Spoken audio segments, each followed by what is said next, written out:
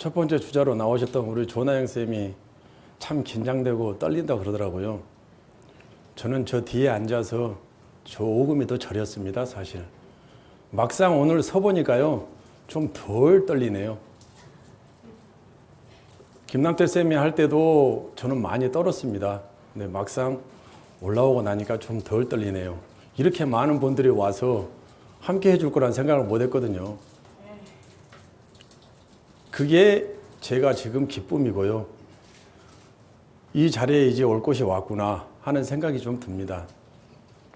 그래서 첫 시간에는 우리 조쌤이 여러 가지 이야기들을 다 하셨습니다. 선자님은 못난 죽순으로 오셨다고 이야기를 하셨고, 사소한 일도 긍정적으로 좀 받아들여라. 그리고 서로 스승이 되라. 그리고 알곡끼리 모아서 키질을 한다. 그리고 떨어질 자 떨어진다. 그리고 자기 자리를 잘 지켜라. 그리고 어려움 후에 반드시 성장한다. 어려움이 온 다음에는 반드시 그가 성장을 한다고 이야기를 했고요. 훈련 강도에 대한 이야기도 좀 해주셨고, 관문 통과 훈련을 잘 또 감당해라라고 했습니다. 제가 그래서 그랬습니다. 앞에서 다 해버려 놓고는 나보고 뭔 이야기 하라고, 앞에서 중요한 이야기는 다 해버렸다고 제가 뒤에서 군시렁군시렁 그랬거든요. 두 번째 시간에는 더 가관이에요. 더 조목조목 또 김남태 쌤 이야기를 다 해버리는 거예요. 뭐라고 그랬습니까? 욕심을 버려라. 이 말하면 끝나거든요. 마음을 비워라. 마음을 비워야 그 안에 온전한 성령이 임하고 그 성령의 역사가 각자들을 통해서 나타날 텐데, 비워라. 또 이야기도 해버리네요. 저거라도 한마디 하려고 그랬는데 그 이야기도 또 해버리는 거예요. 그러더니만 또 거기서 또 5가지를 나눠서 조목조목 이야기를 하더라고요. 보물이 뭐냐? 보물이 뭐라고 그랬습니까? 각자가 변화하는 마음이라고 그랬습니다. 행운이 뭐냐? 새로운 성령을 만나는 게 행운이라고 이야기했습니다. 선택받은 자들은 또한 십자가를 지고 갈 각오를 해라. 고난의 길을 갈 길을 준비하라고 했고요. 깨달음은 뭐냐? 십계명을 스스로 외워봐라. 그러면 각자에게 깨달음을 주신다. 이러면서 할 이야기들 다 해버렸어요. 저는 오늘 뭐 합니까? 세 번째로 와서 제가 할 이야기가 없잖아요. 그럼 제가 그동안에 왔던 제 이야기를 해야죠. 제가 1년 9개월 됐습니다. 그래서 제 스스로는 제가 막내라고 항상 표현을 합니다. 근데 그런 표현은 또 쓰지 말라고 앞에 오신 분들이나 선자님도 가끔 그런 이야기를 하십니다. 여기 선후배가 어디 있냐? 깨달음의 강도가 어디 있냐? 설령 오늘 제가 이 강론 시간에 하면서 제가 깨달은 거와 여러분하고 깨달은 것이 조금 다르다고 하여서 반감은 사지 마시고, 아, 저희가 아직은 저 정도밖에 깨달음이 없나 보구나 하고 이렇게 너그러이 받아주셔야 제가 떨지 않고 이야기를 계속합니다. 근데 여러분이 고개를 살짝 돌린다거나, 아니야 그러면서 고개를 떨어뜨린다거나, 인상을 찌푸린다거나, 저를 안 본다거나 그러면 저는 강론을 할 용기가 없습니다. 그리고 절대 하나 부탁드리겠습니다. 질문하지 마십시오. 저 여기서 얼음 돼버립니다. 예, 질문하지 마시고 끝까지 웃음으로 받아주시면 제 나름대로 준비한 걸 마음껏 말씀을 드리도록 하겠습니다. 저는 솔직히 16년 9월 17일 날 선자님을, 법전과 선자님이죠, 처음 맞이했습니다. 이상빈 쌤이 16일 날, 그때가 아마 추석 명절이었을 겁니다. 마지막으로 한 번만 이상빈 쌤을 만나보자 해서 이상빈 쌤을 만나러 갔고, 거기에서 딱 들은 이야기가 다른 보혜사였습니다. 다른 거 다 아닙니다. 저희들은 처음부터 법전을 보고 온 게 아니었습니다. 간절하게 그 선지를 찾고 있었고, 다른 보혜사가 나타난다고 믿고 있었기 때문에 그 다른 보혜사라는 그 말 한마디에, 아, 우리를 자기가 선지라고 끌고 왔던 그분이, 실명을 제가 거론을 할 수가 없습니다. 그 후손들이 지금 있기에 그분들 가정에 피해가 있을까봐 그 실명을 제가 이야기는 할 수 없지만 아시는 분들은 압니다. 그분을 따라왔기 때문에 선지라는 그 이름, 그리고 다른 보혜사라는 그 이름에 대해서는 저는 아주 민감한 사람 중에 한 사람입니다. 그래서 다른 보혜사가 있다. 그리고 그 다른 보혜사가 지금 서서 하고 계신다. 그런데 저를 거기까지 끌어왔던 그분이 하신 말씀이 있었어요. 본인이 환상을 보았는데, 늙은 사람이, 나이 든 사람이 강당에 서서 끌고 가더라는 겁니다. 근데 그분은 그게 본인이 자기로 알았던 거예요. 그러니 그걸 저희들한테 이야기를 하면서 구약, 신약을 이야기를 하면서 내가 그 마지막 다른 보혜사다. 이제 이렇게 저희들을 해서 저희들은 끌고 왔었습니다. 그러다 보니까 이제 저희들은 그분만을 다시 기다렸던 거고, 그런 가운데 이제 한 5년의 세월이 지났고 5년 세월 동안 자유롭게 신앙생활을 하고 있다가 이제 마지막으로 한번 이상균 쌤을 만나보자. 그쪽에 계셨기 때문에, 그리고 최고 수장이었고 오른팔이었기 때문에, 그래서 저는 그분을 마지막으로 아내의 간곡한 부탁 때문에 제가 만났습니다. 만났는데 거기서 다른 보혜사라는 이야기가 바로 나왔습니다. 그리고 나이가 드셨다고 했습니다. 그리고 한번 제가 잠시 뵙고요. 왔다가 기도를 하시더라고요. 십계명을 외우고. 그때 우리가 도망갔습니다. 저희 뇌가. 처음에 이상균 쌤을 만나러 왔다가 이상균 쌤이 목적이었기 때문에 저희들은 그냥 갔어요. 이분이 목적이 있네. 우리는 이상균 쌤을 만나러 왔지 다른 게 목적이 없는데 왜 이 강론을 들으라 하나 하고 강론을 끝까지 듣긴 들었어요. 근데 조금씩 찔려요. 지금까지 배워왔던 거하고 다르니까. 여기서는 다르다는 표현이 아니죠. 틀리죠. 틀린 거죠, 완전히. 틀리게 가르치니까 이게 가슴이 움찔움찔 하는 거예요. 저대로다라면 이건 문제가 있다. 조금 생각을 했었고요. 기도를 하시는데 앉아서 십계명을 외우시더라고요. 그리고 이때다 하고 도망갔어요. 그리고 가면서 목사의 눈물 작은 소책자 2권을 가지고 갔습니다. 갈 때. 집에 가서 이제 읽었어요. 이상민 쌤은 이제 안타까워하죠. 만나지 않고 도망갔으니 이제 기회를 놓쳤다 생각하셨겠죠. 안타까워하시고. 집에 가서 읽는데요. 조금 읽고 나니까 겁이 나서 덮었어요. 지금까지 살아왔던 게 정반대예요. 잘못 살아왔고, 지금까지 쫓아왔던 그 선지를 쫓아왔고, 뭐 진리라고 쫓아다녔던 그것들이 정반대의 길을 내가 가고 있었구나 하는 걸 느끼는 순간 책이 덮어지더라고요. 그래서 그 책을 덮어놓고 한동안 못 만났죠. 그래서 다시 한번 만난 게 이제 9월 16일입니다. 9월 16일 날 가서 댁 근처에서 만났더니 벤치에 앉아서 이런저런 이야기를 하는데 길게 하지도 않았습니다. 다른 보혜사 이야기가 딱 나오는 순간 저희들은 거기서 그분이 그때 보았던 게 그 나이 드신 분이 본인이 아니고 지금 선자님을 보여줬던 건데 그분이 착각을 하고 자기라고 표현을 그렇게 했구나. 이제 저는 거기에서 그게 순간 딱 생각이 났던 거예요. 그게 자기가 아니었구나. 이미 그분은 죽었으니까요. 이분이었구나 하고 이제 저희들은 이제 법전을 잠깐 봤잖아요. 목사의 눈물을. 그러니까 떨리고 막 이런 부분들에 대해서 다른 보혜사가 확 와 닿는 거죠. 거기서부터는 이제 의심이 전혀 없어지더라고요. 없어지면서 그냥 하기로 하고 가보기로 하고 헤어진 거예요. 근데 이미 가는 순간부터 제 마음에는 이제 이게 확신이 들어오기 시작했던 거예요. 그동안 우리가 찾았던 다른 보혜사가 있다. 다른 보혜사가 있다. 이제 이게 지금 소위 말하면 여기로 말하면 인천팀이죠. 인천팀을 제가 거의 수장격으로 있었습니다. 그 선지를 그 선지 아니신 분을 선지를 따라다니면서 수장격으로 있었기 때문에 이제 그분들한테 미안해지기 시작한 거예요. 이 내용을 보니까 솔직히 선지라고 따라다녔던 사람들 잘 생각해 보세요. 자기가 그 선지 밑에서 조금이라도 한 자리라도 차지했던 사람들은 월권 행위를 많이 했을 겁니다. 여기 고개 끄덕끄덕 하신 분들은 다 했던 분들이에요. 그죠? 그래도 내가 한 자리다 해봤던 분들일 겁니다. 그래서 함부로 하는 언행도 있었을 거고, 이제 잠깐 그 목사의 눈물을 보았지만 제가 살아오는 게 아주 잘못 살아왔더라고요. 그러면서 이제 그 다른 보혜사, 우리가 찾던 보혜사가 여기 있다는 생각이 들어서 바로 전화하기 시작했습니다. 그 새벽 아침에 간 거예요. 16일 날 만났잖아요. 17일 날 아침에 간 거예요. 김지원 쌤하고 고쌤이는 집으로 가서 김지원 쌤을 제일 먼저 만난 거예요. 그러니까 제가 먼저 제일 가서 무릎을 꿇었습니다. 왜 무릎을 꿇은지 아세요? 내가 잘못 인도했다. 용서해라. 그리고 내가 육신적으로도 네한테도 잘못했다. 자, 그렇게 이야기한 거예요. 내가 용서를 해야 내가 다음 이야기를 하겠다. 이제 제일 먼저 하는 행동이 제가 그거였습니다. 그랬더니 편히 앉으세요 그러더라고요. 동생이었습니다. 편히 앉으세요 해서 앉아서 이야기를 했습니다. 우리가 찾았던 다른 보혜사가 여기 별도 따로 있는 것 같다. 우리가 기다리던 그분이 아닌 것 같다. 이러면서 이야기를 한 거예요. 근데 뭐 크게 거부하지도 않고 그대로 받아들이는 거예요. 이제 그게 뭐 얼마나 받아들이는지는 모르겠지만 그 사람 표정 보면 알잖아요. 서로 간에 대화해보면. 그래서 기쁜 마음으로 집으로 돌아오고 있는데 새벽에 7시 몇 분경에 이상민 쌤한테 연락이 바로 온 거예요.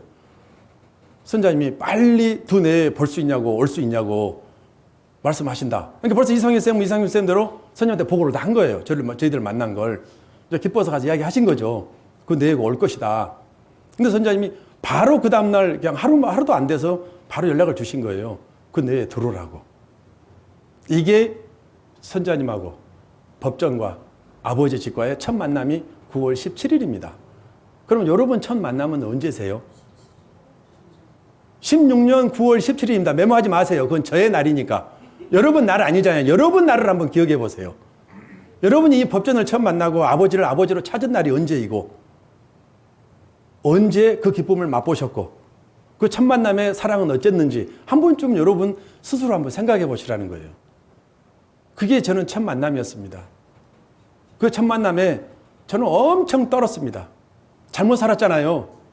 그리고 그 잘못 살았다는 거 하루 지금 뉘우치기도 전에 그것도 그 어렵다는 선지자님이 이제 저로서는 선지자님이 일단 어렵다 그러면 겁부터 나요. 저분은 다 알잖아요.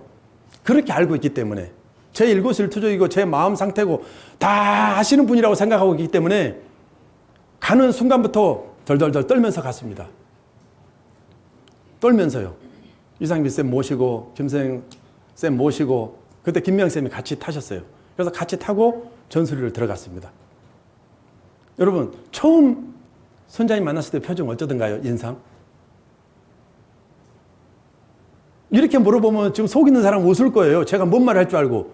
착각하지 마세요. 선자님이 봤을 때 제 첫인상은 어땠을까? 이 말을 여쭤보려고 했던 거예요. 제 형상은 어땠을까? 내 모습은 어떤 모습으로 선자님한테 처음 비춰졌을까? 선자님 인상? 안 좋은 거 여러분 다 알잖아요. 처음 보면 힘들잖아요. 안 웃으시네. 여기서는 한번 웃어줘야 되는 타이밍인데 웃자고 한 소리입니다. 맞습니다. 저는 어떤 모습으로 선자님한테 비춰졌을까를 한번 생각해 봤습니다. 제가 기록한 노트를 이번에 한번 딱 본 거예요. 전체적으로. 보면서 2개월치밖에 못 봤어요. 9월하고 11월 달까지 2개월치밖에 못 봤습니다. 준비를 못 한 거죠. 그 2개월 동안에 제가 어떻게 메모를 해놨나 한번 돌아봤습니다. 그래서 여러분이 첫 만남, 이 법정과 아버지와 첫 만남과 선생님과 첫 만남 한 번쯤 이때 한번 생각 좀 해보십시오. 돌이켜보시고.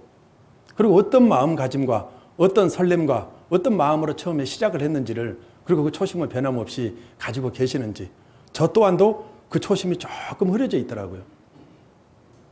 그 메모에 보면 나와 있어요. 내가 어떤 마음으로 가련다 하고 깨달음이 깊든 안 깊든 상관없이 제가 아마 그때 느낀 그대로를 적어놨기 때문에 그 마음은 누가 봐도 뭐라 할 수가 없을 겁니다. 있는 그대로를 메모를 해놨기 때문에. 근데 쭉 보니까 내 초심은 이랬었구나. 한번 돌이켜봤습니다. 여러분도 한번 초심 한번 돌이켜보시고 그 만남과 기쁨과 설렘 속에서 제가 기도문을 받았습니다. 그날이 10월 4일이더라고요. 첫 개인 기도를 해 주셨습니다. 그 기도문도 그때 당시에는 제가 잘 몰랐는데 많은 분들이 이렇게 착각을 하는 걸 제가 들었어요. 각자 개인 기도문이 나오면 저는 처음에는 그렇게 생각했죠. 내가 이 기도문대로 복이 있구나. 나는 이런 사람이구나. 이렇게 생각했거든요. 근데 그 기도문은 그렇게 살아라라는 미래형이었습니다. 미래형. 근데 그걸 모르고 처음에 나는 이런 사람인가 보다 라고 그냥 했던 거예요. 근데 여러여리에 살아라. 그래서 새로운 성경을 전파하는 사람이 되거라. 미래 진행형이었거든요. 선자님의 말 표현도 항상 미스죠? 천사네? 뭐네? 할 때 그분이 천사 아닌 거 아세요? 천사로 변해 살아라. 그런 표현법을 쓰시더라고요. 저는 몰랐죠. 그래서 그런 제자분들은 또 착각하고 가더라고요. 야, 나보고 천사래. 난 천사야. 이렇게 생각하시는 분들도 계시더라는 거죠. 그때 당시에 제가 봤을 때는. 근데 지금 그 메모장을 쭉 보니까 이게 아니었구나. 그때 당시에도 선자님은 그 사람의 모든 형상과 모든 걸 다 보고 계시면서도 천사라고, 천사가 아니고 밉고 싫었을 수도 있어요. 근데 천사라고 표현을 하셨구나. 이제 저는 그 곁에서 그걸 본 거죠. 왜 아까 그렇게 천사라고 표현을 하셨을까? 근데 지금 생각해 보니까 그때도 좀 깨달았기는 깨달았어요, 사실. 제가 봐도 그분 천사 아니에요. 저는 이제 왔기 때문에 보는 그대로만 이야기하잖아요. 그때 당시에 그 제자분은 얄미웠어요. 근데 선자님이 천사 그러더라고요. 아, 선자님의 표현법은 저렇게 하시는구나. 그리고 그렇게 보지 않는구나. 눈에 보이는 대로 말씀을 하지 아니하시고 미래 진행형으로 그 사람을 위하는 단어를 쓰시는구나. 그걸 제가 옆에서 이제 배운 거죠, 하나씩. 여러분 혹시 기도문 받으신 거 있고 개인 기도 받으셨거나 아니면 뭔가를 받으신 분들이 있는데 그대로 살고 계시나요? 그걸 이루어 가고 계시나요? 저는 제 메모장을 보니까 제가 이루어 가지 못하는 게 한 가지가 있더라고요. 지시하신 게 있었는데 한 가지는 따랐더라고요. 근데 한 가지는 제가 못 따른 게 한 가지가 있었습니다. 저희 부부에게 책을 쓰라고 그랬습니다. 첫 만남에 아무것도 모르고 법전도 아직 아무것도 모르는데 떨어지신 명이 한 가지는 수능을 했기 때문에 제가 말씀을 드릴 수는 없는 거고 한 가지는 너희 부부가 책을 써라 했습니다. 근데 제가 그랬어요. 무지하니까 도대체 나보고 뭔 책을 어떻게 쓰라는 거예요? 그러면서 차면 이렇게 가만히 옆에 보니까 목사의 눈물이 있잖아요. 이게 나와 있더라고요. 그래서 이제 훗날 제가 알게 된 거죠. 아, 목사의 눈물처럼 새로운 성경에서 편집을 해서 뭐 예를 들자면 어느 부부 집사의 고백 이렇게 해서 새로운 성경을 전하라는 뜻이구나. 이건 이제 한참 뒤에 안 겁니다. 그때 당시에는 바로 몰랐습니다. 그래서 엄청난 무거운 짐이 됐습니다. 첫 만남부터. 근데 훗날 그렇게 알고도 아직 준비는 못하고 있습니다만은 제가 나름대로 지금 하고 있는 노력 중에 하나는 그걸 지키기 위해서 일기를 쓰고 있습니다. 그냥 할 수 있는 게 그거밖에 없더라고요. 어느 순간부터 일기가 써지더라고요. 그래서 하루하루 있었던 일들을 제 개인 실수부터 아니면 전수리 성전에서 일어나는 모든 일들, 성전 안에서 일어나는 일들, 아니면 제자분들과 함께 대화한 내용들, 이런 부분들을 하나씩 메모하기 시작했습니다. 그런데 어느 순간 그 마음에 그런 생각이 드는 거예요.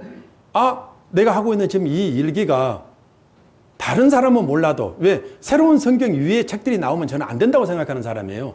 왜? 그 위에 것이 나와서 흐려버리면 안 되기 때문에 저는 그런 중심이었는데 전 그러면 내가 쓰고 있는 이 일기를 우리 후손들, 우리 가족 후손들에게만 주자. 예를 들자면 새로운 성경을 처음 맞이한 우리 조상 김종현이가 살면서 집안에서는 이렇게 계자반으로 살고 전술에 가서는 이렇게 살고 성전 가서는 이렇게 하고 제자들과 만나서는 이런 대화를 하면서 흔들흔들 거리면서 이 길을 걸어갔다. 이걸 있는 그대로 보여주고 싶었던 거예요. 저희들은 가르쳐 주시고 훈육해 주시는 선지자님이라도 계시잖아요.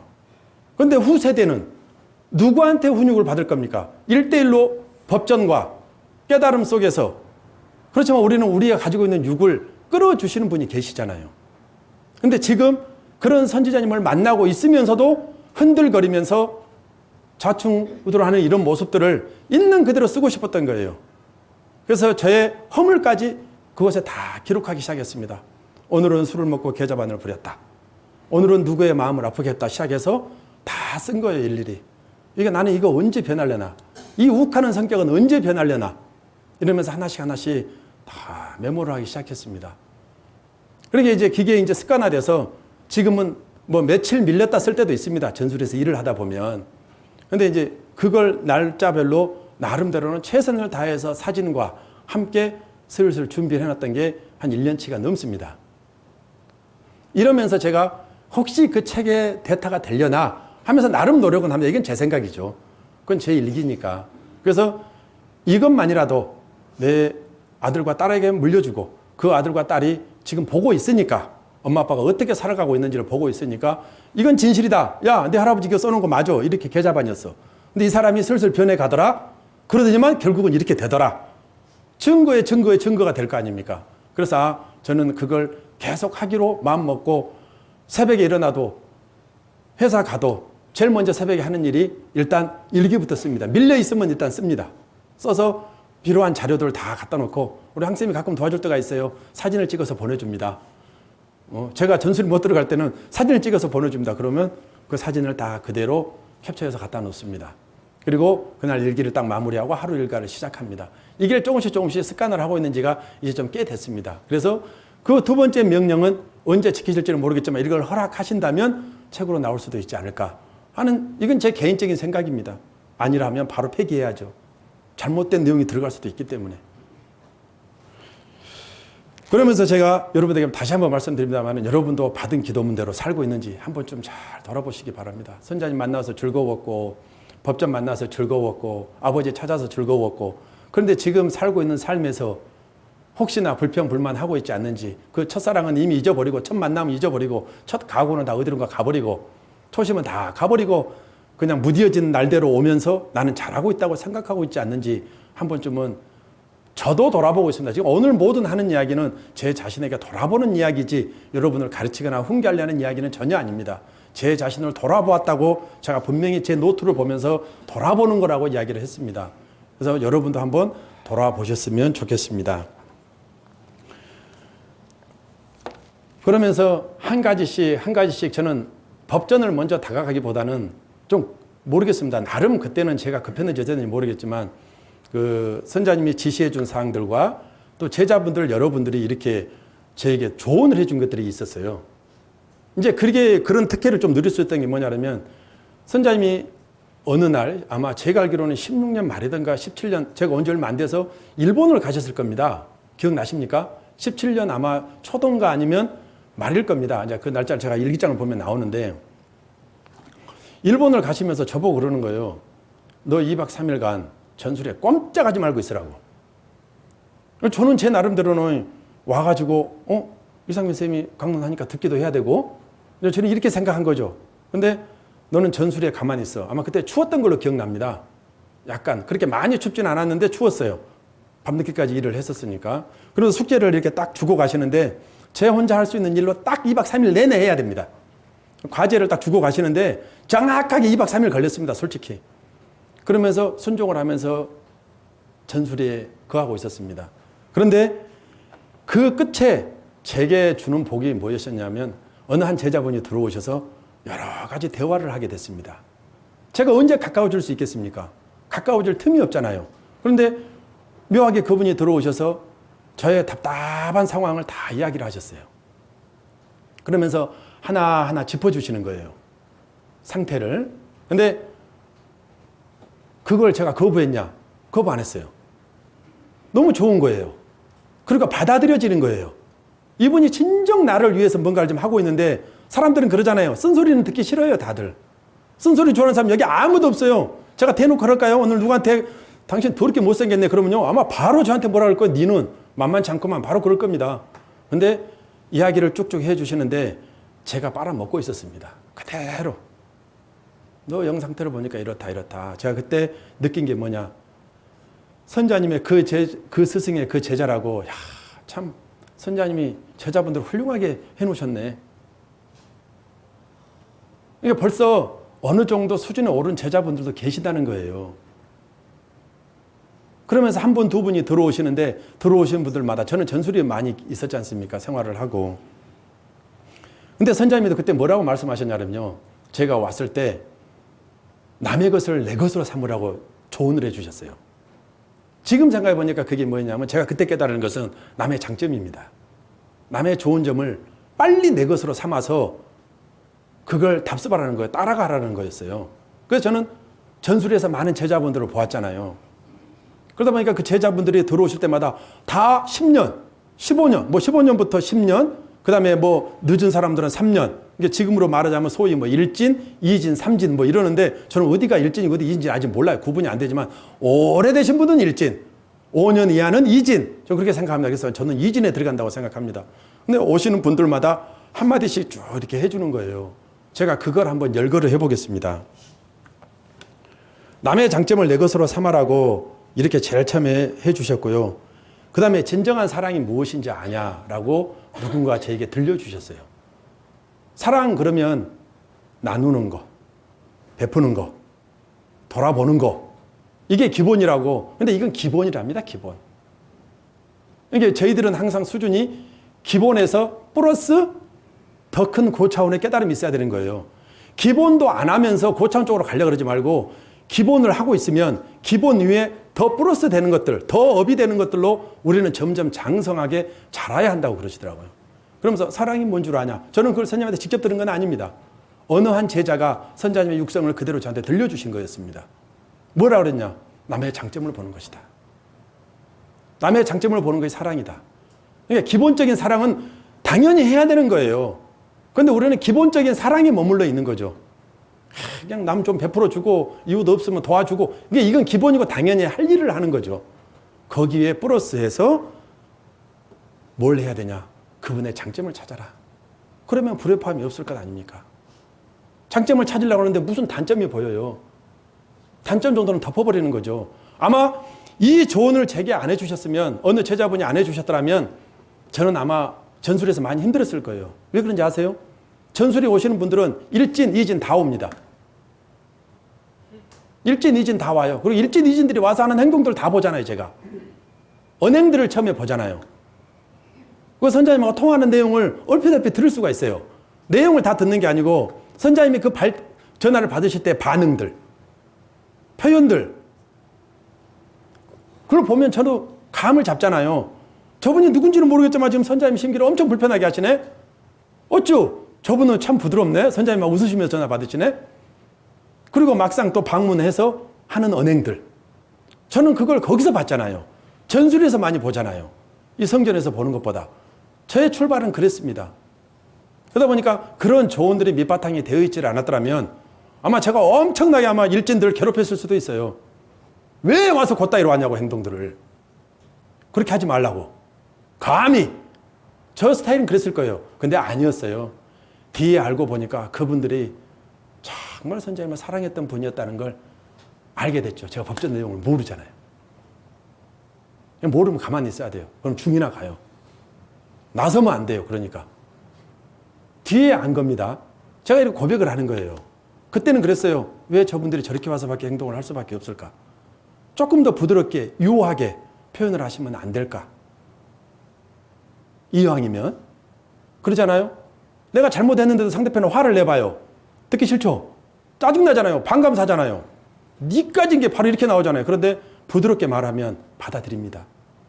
그래, 맞아. 내가 잘못했더라. 그건 그렇더라. 이런 거였죠. 그러니까 저는 지극히 육신적인 모습으로 제자분들을 한 분 한 분 전설에서 뵀던 거죠.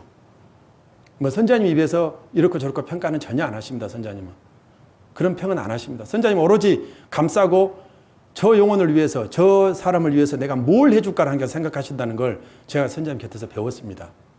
그러다 보니 지금 제가 이 강론을 준비하면서 그랬어요. 1년 9개월 동안 선자님만 따라다니면 선자님 밑에서 일하고 막 그랬는데 도대체 내가 뭘 배웠을까, 선자님 밑에서. 돌아보니까요, 백지예요. 머리가. 그런데 저는 분명히 엄청난 것을 배웠거든요. 근데 여러분 앞에 서서 저는 선자님 곁에서 이런 걸 배웠습니다라고 이야기를 막상 하려고 그러니까 머리가 백지가 되는 거예요. 보이지 않는 많은 것들이 제 안을 다스려주고 작용하고 있었던 거죠. 그러니 그 모난 성격이 선자님 밑에서 다듬어지면서 여러 제자들을 보면서도 불평불만을 안 하는 거예요. 이제 품어지는 거예요. 제가 그런다고 뭐 다른 제자분들하고 대화를 많이 했냐? 그것도 아니에요. 그런데 그분들이 이해가 되고 그분들의 장점이 보이더라는 거죠. 어느 순간부터. 그러면서 단점은 안 보여요. 왜? 장점이 요따만 하니까 요만한 단점이 보이겠습니까? 뭐 9개가 단점이라 해도 장점이 너무 커버리니까 단점이 안 보이는 거예요. 그러면서 제가 스스로 제 마음을 치료하고 있더라고요. 그런 조언들이, 그리고 그런 내용들이 어딘가는 분명히 아마 법전에 이런 내용들이 있을 겁니다. 그런데 저는 우선 급하게, 제가 워낙 무디고 좀 어리석은지라 사람 입으로 통해서 먼저 아버지가 막 해준 거예요. 작업을 해준 거예요. 선장님 곁에서 일은 해야 되는데 제가 모난 돌이면 맨날 튀어나올 거 아닙니까? 나와서 이건 아닌데 저건 아닌데 했을 거 아닙니까? 그런 경우도 한 번 있었습니다. 저하고 이석교 쌤하고 한 번 있었던 일인데요. 선장님이 그 주차장에 지금 보면 서고 해놓으셨잖아요. 그 창고 지을 때 아마 거기 몇 분은 계셔서 이 사건을 알 겁니다. 선장님한테 바닥을 어떻게 할 건지 의논을 하다가 저희들이 선장님 뜻을 어기고 좀 우겼어요. 이거 이렇게 하면 안 됩니까? 그러니까 선장님이 이석교, 김정현, 이거 들으면 빠져! 오지 마! 이러시는 거예요. 우리 2층으로 올라가셨어요. 이제 그게 제가 첫 당하는 거였어요. 다른 제자분들이 막 선장님한테 혼나고 막 이런 건 보면서 저는 안 오겠지 했잖아요. 저는. 근데 순간 선장님이 딱 그러시면서 2층으로 올라가시니까, 그리고 너희들은 저 일하는데 빠져! 딱 그러시고 가신 거예요. 근데 이제 순간 그때 조언을 옆에서 이제 제자분들이 해주시기를 빨리 가서 사죄 드리고 다시 해라. 여기서 굽혀지면 안 된다. 그러니까 그 야단에 한 번에 그래? 그러면 선장님 아쉬우면 알아서 하십시오. 이러고 나와버렸다면 저는 그냥 그대로 가는 거죠. 빠이빠이죠. 근데 그 조언을 듣고 아마 그때 뭐 맛있는 걸 아마 뭐 신쌤이 챙겨줬을 거예요. 그래서 맛있는 거 하나 들고 선장님 저희들이 잘못했습니다. 얼른 가. 선장 표현이 있잖아요. 알았다 빨리 가. 그러고 왔습니다. 그리고 그 다음 행동은 어떻게 했냐. 그 다음 날 오후에 아마 이승우 쌤하고 그 양평 식구들이 와서 일을 하고 계셨어요. 양평 식구들만. 근데 낯짝 두껍게 간 겁니다. 뒤로 물러서지 않으려고. 조언을 해줬잖아요, 제자들이. 지금은 물러서면 안 된다. 이 길을 가면서 절대 후퇴라는 건 없다. 전진을 해야 된다. 그래서 저는 간 거예요. 좀 멀찌감치 있어 보니까요. 다들 지치셨어요. 한 5시쯤 제가 도착했는데 지쳐서 다들 힘든 상황이에요. 제가 가서 막 했죠. 선생님이 아무 말씀 안 하시더라고요. 그래서 같이 일을 했습니다. 그래도 아무 일 없는 것처럼. 그래서 그때부터 시작된 게 17박 18일을 제가 전술을 해서 왔다 갔다 출근을 했습니다. 그때 시작된 게. 그 일이 끝나기까지 17박 18일을 제가 전술해서 잠을 잤더라고요. 그때부터. 이제 그게 이제 메모장에 다 남아 있습니다. 그런 부분들이. 그러면서 그런 일들을 해왔는데 제가 무슨 말씀을 드리려고 그랬겠습니까? 제가 왜 이런 이야기를 하겠습니까? 저 또한도 이랬고 여러분 마음속에서 또한 어떤 일이 있더라도 조영구 쌤이 백윤 쌤한테 잘못하면 누구한테 빌어야 돼요? 제일 먼저 누구한테 빌어야 되죠? 그렇죠. 그냥 아버지한테 아뢰면 아버지가 다 용서해 줍니까? 저 그렇게 배웠잖아요, 여기서. 저도 오늘 드리고 싶은 말씀은 선생님한테 잘못한 것은 선생님한테 잘못했다고 이야기 안 하고 넘어간 사람들도 있는 것 같아요. 그러면 선장님은 막 마음 상해갖고 있는데 선장님은 그냥 아버지의 도구고 선지자니까 너그럽게 용서 다 할 거야. 아버지 제가 잘못해서 이러면 끝나는 건가요? 저는 그 생각이 오늘 갑자기 최근에 들었어요. 선생님한테 잘못한 건 선생님한테 잘못했다 해야지 않겠습니까? 제가 뭐 지금 엉뚱한 소리 하고 있나요? 이럴 땐 대답 좀 하세요. 저 그런 생각 들었어요. 그래서 선장님한테 잘못한 건 잘못했다 해야 한다. 제가 왜요? 선장이 지금 안 계시는 이 기간 동안에 제가 아버지한테, 선장님한테 뭘 잘못했는지 아버지가 선장을 통해서 주신 음성을 제가 놓친 게 있어요. 그래, 거역한 게 있어요. 이 이야기를 또 곁들여서 하려고 그러는 거예요. 여러분도 선장님한테 잘못한 게 있으면 잘못했다 하십시오. 그리고 선장님이 풀어줘야 되지 않겠습니까? 선장님도 육을 갖고 계시잖아요. 그 육을 드러내지 않을 뿐인 거지. 왜 서운한 건 서운하지 않겠어요? 근데 자식이 와서 잘못했다 하면은 용서하실 뿐이지. 아니, 용서를 빌지 않아도 다 용서하시는 분인데 와서 비는데 그 자식한테 뭘 하겠습니까? 이제 그 생각이 갑자기 들더라고요. 이번 이 강론을 준비하면서 선생님한테 잘못한 건 잘못했다 해야 한다. 그리 가는 게 맞다. 왜요? 제 자신한테 하는 이야기예요. 제가 항상 하는 말, 선자님은 자의로 말씀하지 않는다. 제가 이런 이야기를 참 잘합니다. 다른 사람들한테도. 자의로 말씀하지 않기 때문에 그분은 이로 내리신 아버지의 음성만 듣고 그대로 전하시는 분이다. 말로는 청산유수예요. 그리고 남한테 뭔 이야기할 때는 잘합니다. 제가 우리 이승우 쌤한테도 그러고 뭐 방규 쌤한테도 그러고 뭐 이승우 쌤한테도 그럽니다. 선생님이 말하면 다 들어야지. 왜 그런 식으로 하냐고. 선생님 뜻대로 하라고. 선생님 하라는 대로. 그리고 막상 쟤한테 뭔 일이 떨어지면요. 아니야, 저건 선자님 생각 절반, 아버지 생각 절반 있을 거야. 혹시 여러분 그러지 않았나요? 그분이 설령 자의로 하든 자의로 안 하든 아버지의 도구라는 걸 믿어야 된다는 게 이번에 제가 깨달은 겁니다. 한 일주일 전부터. 이게 제 고집대로 제 아집대로 했던 거예요. 그럼 네가 선지해라. 옛날 제자들한테도 그런 표현법을 쓰셨더라고요. 제가 들어보니까 육성의 음성을 들어보니까 선자님이 지금 뭔가를 막 이야기해주고 싶고 너를 살려주고 너를 위해서 뭔 말을 해주고 싶은데 그걸 자의라고 생각하는 거예요. 또 선자님 또 변할 건데 또 변 더 불릴 건데 이렇게 생각하는 거죠. 근데 선자님 입술에 나오는 모든 것들은 자의라고 자기가 생각하면 자의가 되는 겁니다. 그렇지만 저분이 하시는 말씀은 자의가 아니라고 생각하면 그대로 되는 거예요. 자기 마음대로 되는 거예요. 이게 다 자기 마음인 거예요. 지금 자기 마음이 육이 좀 더 위에 올라와 있어. 영적인 생각보다는. 그러니까 선자님 뭔 말씀을 해도 저건 그냥 선자님 좀 생각일 뿐이야. 이렇게 해서 소홀히 듣는다는 거죠. 근데 어느 구절인가 제가 읽었던 것 같아요. 선자님이 하는 그 어떤 언행이나 그 어떤 실수나 잘못도 어떤 것도 다 아버지의 주관하기 때문에 그는 어떤 것도 탓을 해도 안 되고 말을 해도 안 된다. 제가 어디선가 읽은 것 같아요. 근데 여러분한테 구절은 못 해드립니다. 모르니까요. 저는 나름대로 이제 그 중심에서 이번에 깨닫고 석고대죄라는 제가 표현을 스스로 썼습니다. 어디에 가서 석고대죄를 하고 있어야 되나? 훗날 선자님이 강론 들어볼 거 아닙니까? 도대체 김정영이 저놈이 얼마나 컸는지, 시켜놨더니만 뭐 잘하는지 못하는지. 저 솔직히 선자님한테 석고대죄할 마음이 있습니다. 제가 명을 어긴 게 있습니다. 그리고 제 생각대로 선자님이 자의라고 생각했습니다. 그 솔직히 제가 여기서 고백하는 겁니다.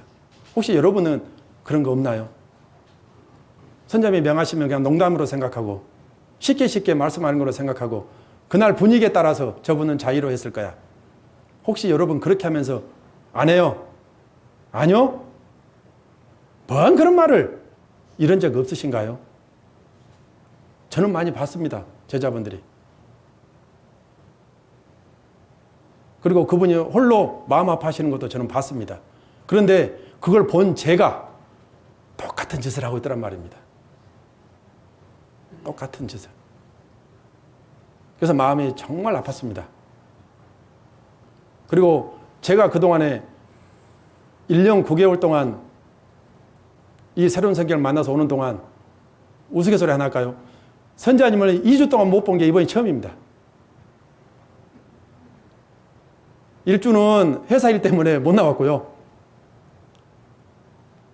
또 한 주는 이렇게 안 계시니까 못 만나고. 제가 2주 동안 선자님을 뵙지 못한 게 처음이에요. 아직 저는 얼라죠, 얼라. 여러분 수준이면 선자님 안 봐도 좋잖아요. 저는 아직 선자님 안 보면 얼라라 뵈야 돼요. 그게 제 얼라 수준이라는 걸 제가 알죠.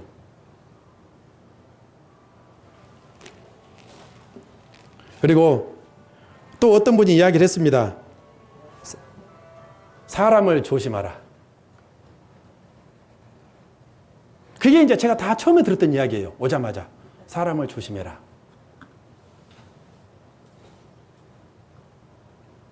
왜요? 그 뜻은 뒤에 알고 보니까요. 지금 제가 이제 지금 입장에서 이야기하는 겁니다. 여러분도 변화되어 가고 있고 저도 변화되어 가는 과정이지 않습니까? 그런데 처음에 오면 다 착각을 해요. 새로운 성경을 만난 사람은 다 천사인 줄 알아요. 그러니까 미주알, 고주알 다 이야기해요. 서로 간에 잘 모르고. 그러면 판단, 뭐 어쩌고 눈덩이처럼 부어서 결국은 좋은 말이 저 끝에 가서는 부정의 눈덩이가 돼 있는 거예요. 그러다 보니까 오해에 오해를 낳는 거예요. 서로 변화되지 못한 사람들끼리 있다 보니까 그거 너무 속을 빨리빨리 털어놓는 거예요. 그리고 너무 치우치고 육신으로. 그래서 조심하라 하지 않았을까? 아니, 지금 제 생각은 그렇습니다. 그때 당시에는 이해를 못했습니다. 이해하는 사례도 사실 있었어요. 제가 아픔이 있었기 때문에. 그렇지만 그 이야기는 덕이 되는 소리가 아니기 때문에 할 필요가 없는 거고요. 입 조심하라. 사람 조심하고 입 조심하라 그랬습니다. 입 조심에 대한 말씀은 제가 여기서 꼭 한번 읽어드리고 싶습니다. 이 구절은 찾았습니다. 제가 읽어드릴게요. 몇 장 몇 절인지는 모릅니다. 그런데 이런 내용이 법전에 있더라고요. 내가 너희들에게 뭐라 말하였느냐? 나는 나의 아들을 통하여 너희들에게 그리 말하였느니라. 너희들이 입을 열었을 때, 말을 할 때 너희들이 밤송이를 입에 물고 있는 자와 같은 그 상태에서 너희들이 말을 아끼고 말을 생각해서 하라. 내가 그리 하였거늘 너희들이 거침없이 남을 비방하며 시기하고 질투하는 그와 같은 말을 함이니 그리고 남을 속이는 그와 같은 내 마음의 본심을 감추고 대화하는 그와 같은 말을 너희들이 함이니 과연 이것이 내가 너희들이 함부로 입을 열지 말며 함부로 말하지 말라는 것을 지키고 행하는 백성들이라 할 수 있겠느냐? 이 구절을 어느 또 제자분이 저에게 도와주셨습니다. 밤송이 물고 말 함부로 할 수 있습니까? 여러분, 밤송이 입에 물고 말할 수 있는 사람 손 좀 들어보십시오. 없습니다. 얼마나 입조심을 하는 뜻입니까? 근데 여러분 입조심하고 살았습니까? 스스로부터, 가정에서부터, 이웃에게, 직장에서, 성전에서 제 자신에게 지금 하는 말이에요. 저는 엄청나게 저희 회사 사장님을 막 욕합니다.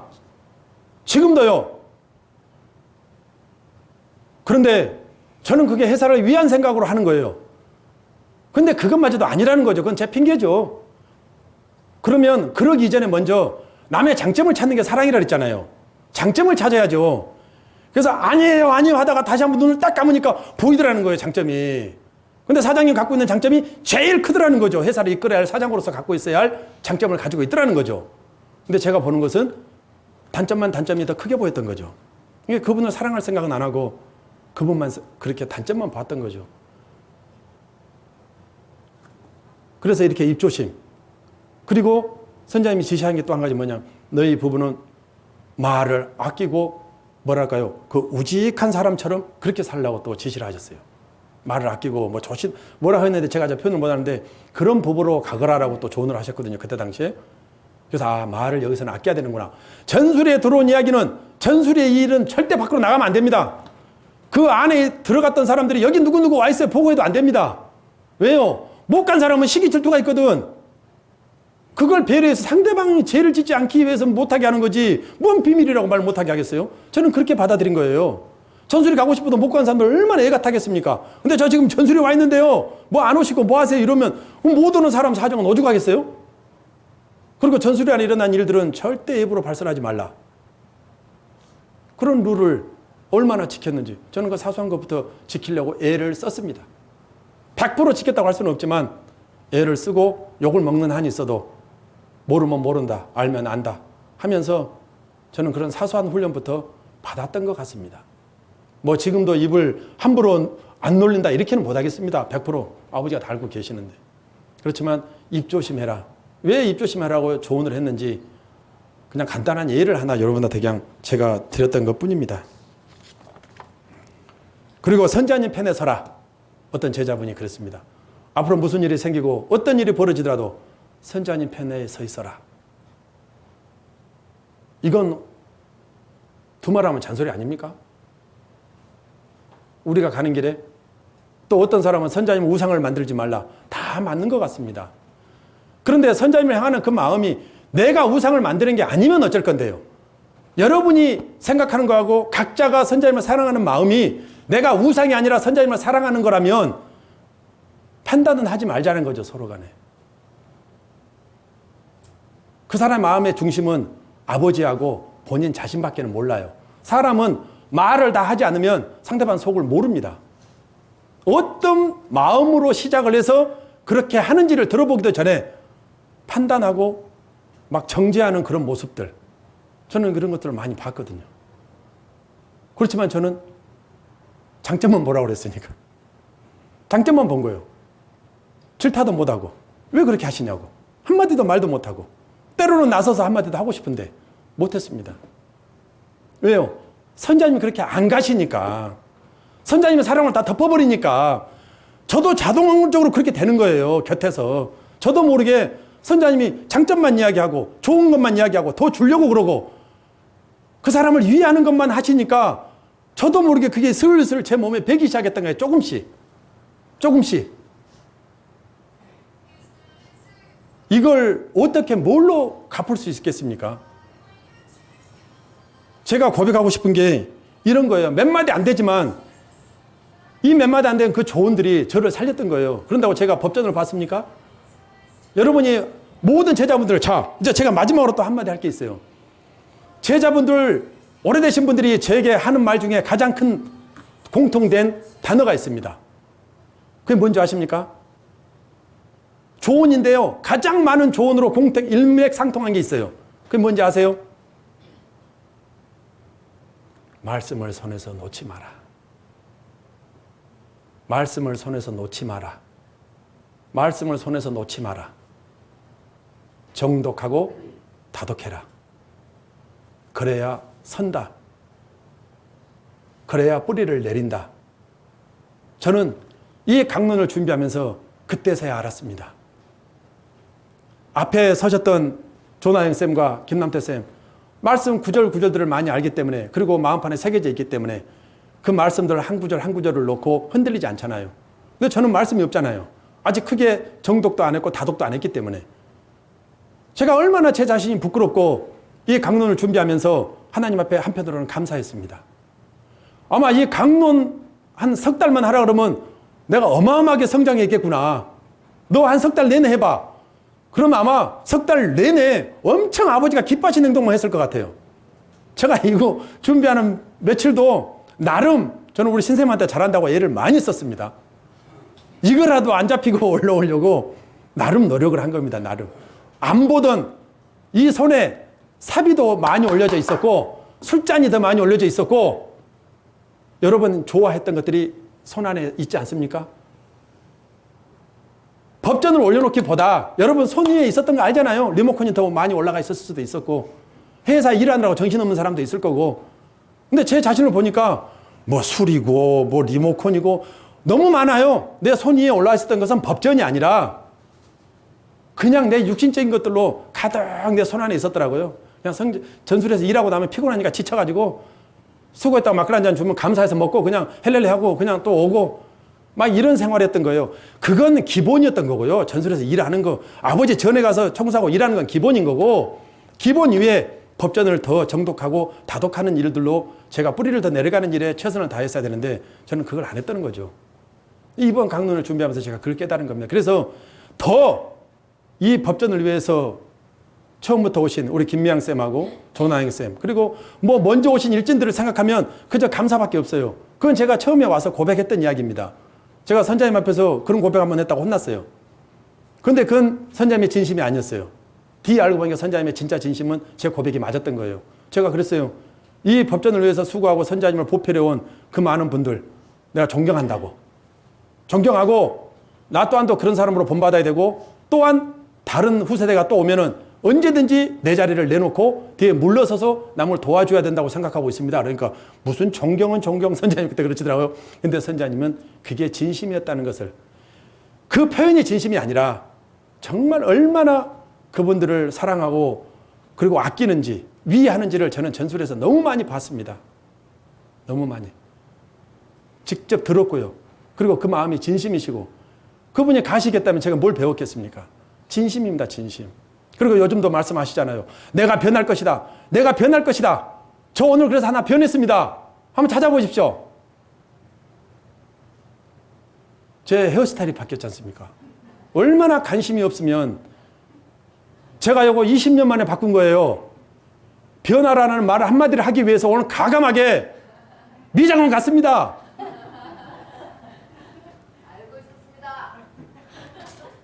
이거 저 처음으로 한 겁니다. 저 2대8 머리 안 이상은 사회 밖에 나가질 않습니다.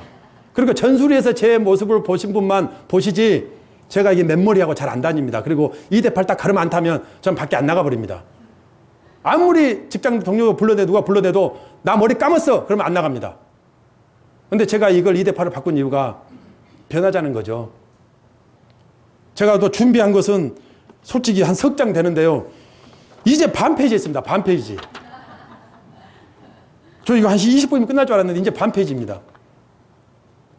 보니까요. 선장님 때 힘이 되는 사람은 말 그대로 변화되는 사람들이라고요. 내가 물질을 못한다. 내가 선장님 곁에 가지를 못한다. 전술을 못 간다가 아니라 여러분이 선장님을 돕는 것은 그 어깨를 가볍게 하는 것은 여러분의 변화입니다. 어디 법전에 보니까 그렇게 나와 있더라고요. 악습을 계속하면서 나는 선장님을 위한다. 아닙니다. 각 처소에서 각 자리에서 자기가 맡은 일을 하면서 변화된 그 심령들이 하나하나 늘어날 때 우리가 변하면 저는 그렇게 생각했거든요. 선자님이 변해야 역사가 빨리 이루어진다. 막 다들 그러더라고요. 근데 순간 딱 스치는 게 아니 우리가 변하면 안 되냐? 우리가 변해서 선자님이 변하고 선자님이 변하니까 아버지가 역사를 해주고 이런 걸로 가면 안 돼? 왜 맨날 선자님이 안 변하니까 우리 역사가 안 이루어진다. 저는 이런 이야기를 제자들이 하는 걸 많이 들었어요. 근데 저는 바꾸기로 생각했습니다.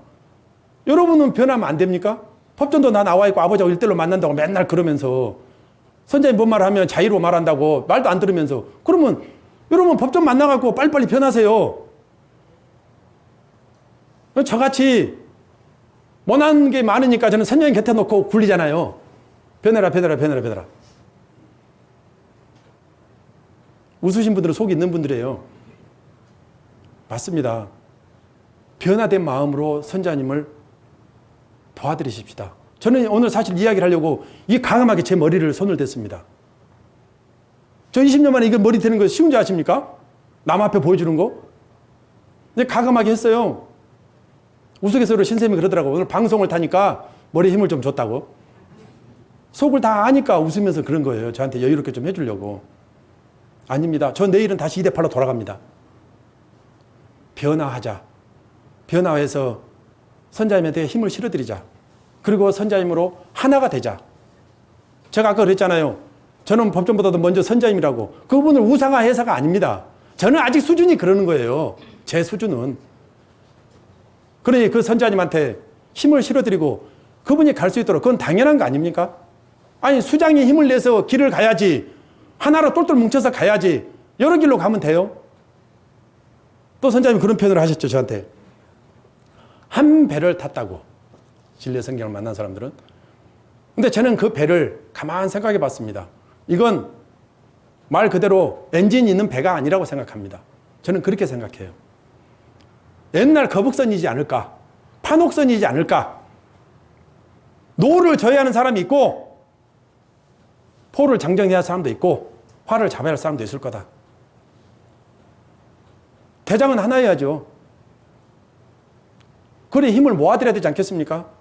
그런다고 항해하고 있는 배에서 뛰어내릴 겁니까? 뛰어내리면 누구만 손해인데요?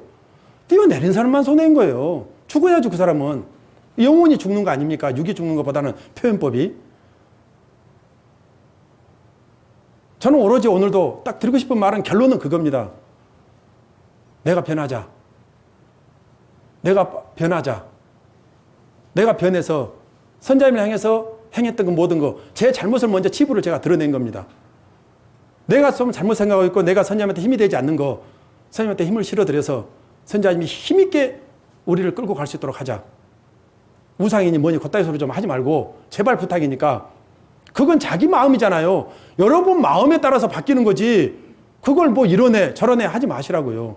자의로 말씀하지 않는다는 그 말 한마디면 끝나는 거 아닙니까? 생각하기 나름 아닙니까? 자의로 말씀하지 않는데 왜 그분 이야기를 자꾸 자의로 듣는 거예요? 자기 마음이 자의니까 그러는 거죠. 저는 앞으로 그렇게 가기로 했습니다. 설령 선자님이 시켜서 내가 죽는다 한들 제가 진짜 죽겠습니까? 아니 선자님은 조금만 잘못해도 선자님 뭐 말씀에 나와 있다면서요. 팬티바람으로 내쫓았다고요. 그런 아버지가 계시는데 선자님이 자의로 너 죽어라고 저를 가르치겠냐고요. 여러분한테 죽을 길로 보내겠냐고요. 그럴 뿐이 아닌 걸 믿는다면 우리가 하나가 안 될 이유가 없잖아요. 그리고 내가 변할 것이다. 저는 선자님 옆에서 봤거든요. 선자님이 한다면 하십니다. 그게 선자님이세요. 아마 오래된 일진들은 그 부분을 더 잘하실 겁니다. 선자님이 내 변한다. 난 불법 안 한다. 해 나간다 하시면 그분은 하시는 분이에요. 그러면 우리도 같이 변해야 같이 가지 않겠습니까?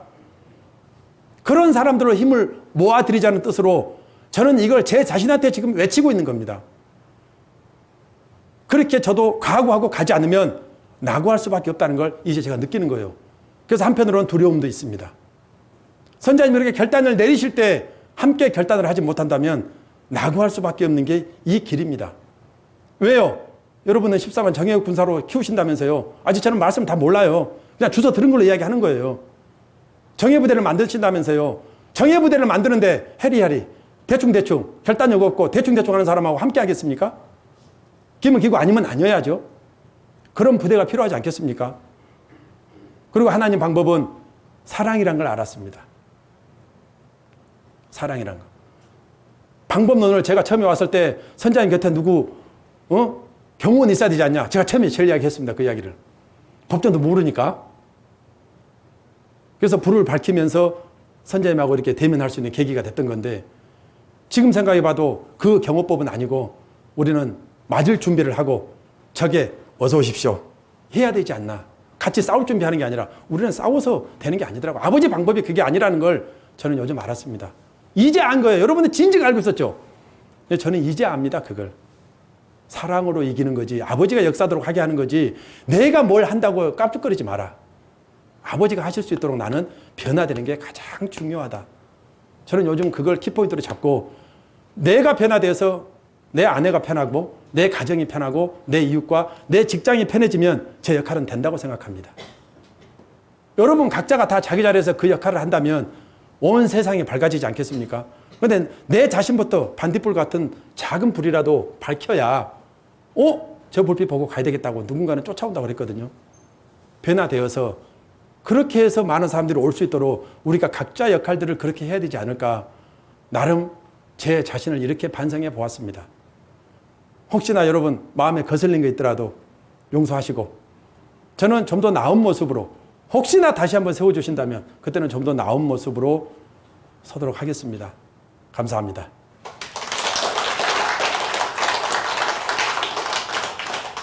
다 같이 십계명을 암송함으로 오늘 마치겠습니다.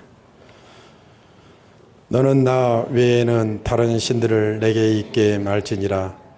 너를 위하여 새긴 우상을 만들지 말고 또 위로 하늘에 있는 것이나 아래로 땅에 있는 것이나 땅 아래 물속에 있는 것에 아무 형상이 있는지 만들지 말며 그것들에게 절하지 말며 그것들을 섬기지 말라.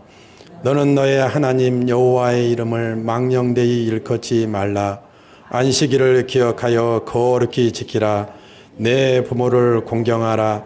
살인하지 말지니라. 간음하지 말지니라. 도적질하지 말지니라. 내 이웃에 대하여 거짓 증거하지 말지니라. 내 이웃의 집을 탐내지 말지니라. 나 여호와가 존재함을 믿는 그 자체가 구원의 길에 들어서는 기본이요 근본이며 나의 새로운 성경을 가슴에 안고 정독하는 자 반석 위에 서서 하늘에 오르는 찬란한 빛을 보게 되는 영광을 얻게 됨이니라. 진정 나를 따르고 믿는 자는 감히 사탄이나 마귀도 근접하지 못하느니라. 감사합니다.